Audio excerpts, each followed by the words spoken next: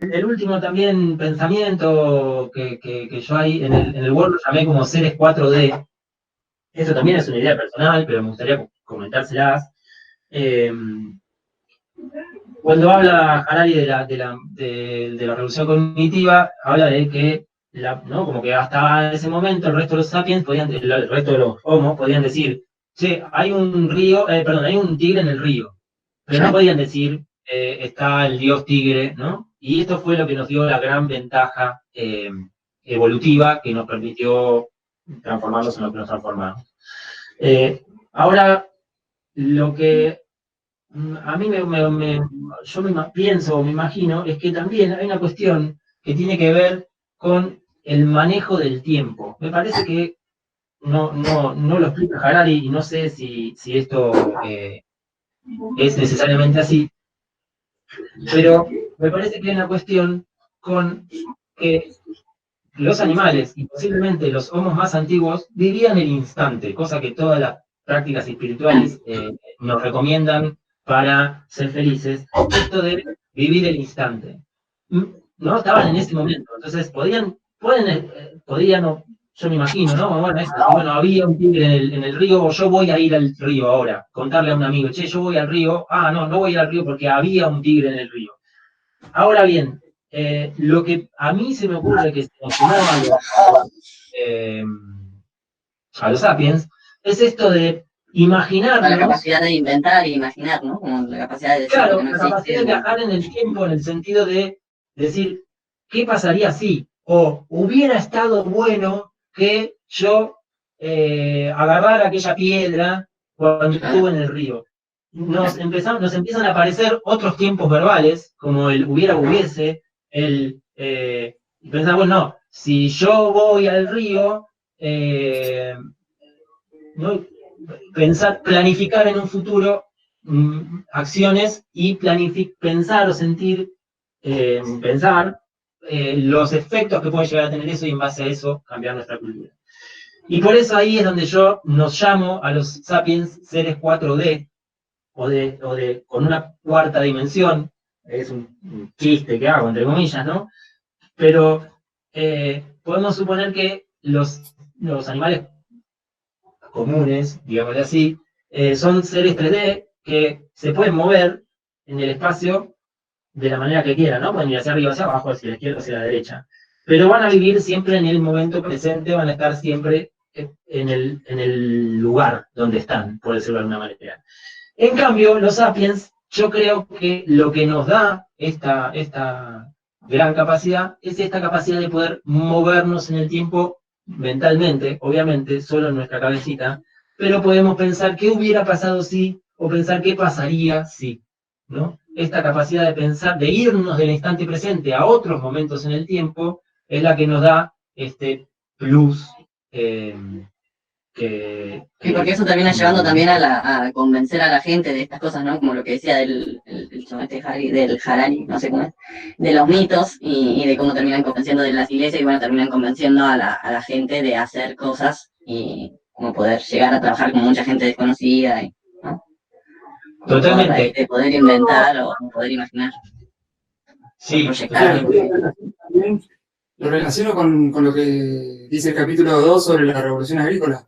Esta idea de empezar a proyectar y cambiar nuestras costumbres y lo que dice Anita, ¿no? Como vincular a la humanidad en relación a costumbres y mitos.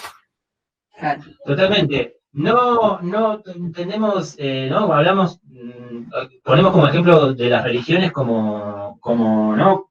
De alguna manera como, claro, porque, ¿no? Como ejemplo de falsedad, por alguna manera, ¿no? O de imaginación. Pero no olvidemos que después terminamos confiando que nos vendían la plata, no más que en la gente. La idea de plata. No, eso que terminamos como logrando el comercio y terminar confiando en el dólar o en la plata porque ya ni siquiera es como, no trabajas con extraños, pero trabajas con el concepto, ¿no? Exacto, todo eso, el dinero es un mito, las compañías son un mito, los derechos humanos son un mito, claro. ¿no? Como que todas las cosas, ahí también Harari después, yo la verdad que el libro les recomiendo que lo lean entero porque es súper interesante. abredor de cabeza full, los dos que les puse. Pero bueno, en un momento dice, bueno, toda nuestra cultura occidental se basa en pensar que los valores fundamentales son la libertad y la igualdad, ¿no? La libertad, fraternité, igualité, ¿no? Del pensamiento occidental desde la Revolución Francesa, ¿no? Y se supone que cada vez más libres e igualitarios. Bueno, una anula la otra. No se puede ser completamente libre si queremos ser iguales. Y no podemos ser completamente iguales si queremos ser libres. O sea, evidentemente, si queremos que haya igualdad, va a haber que poner un límite en la libertad.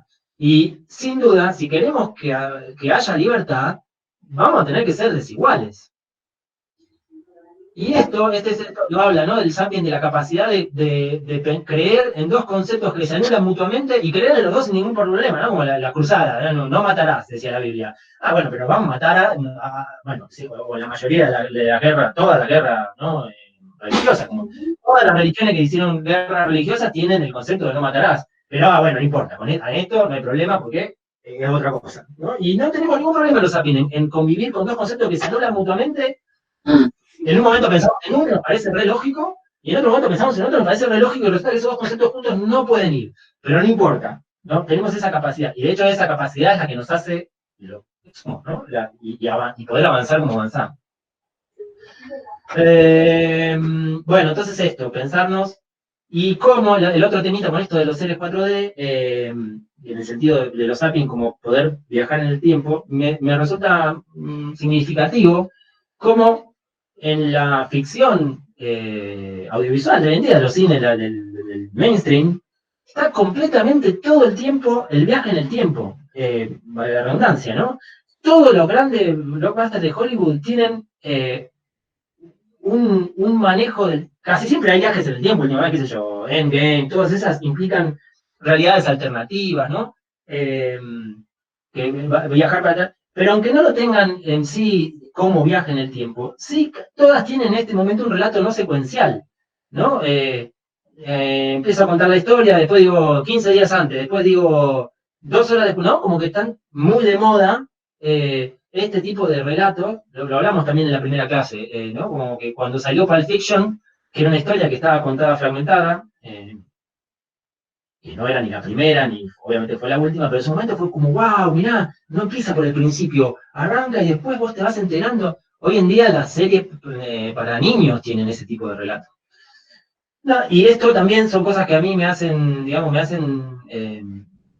preguntar, ¿no? Como esto que plantea Hariri, de que Harari, bueno, ni me acuerdo cómo se llama,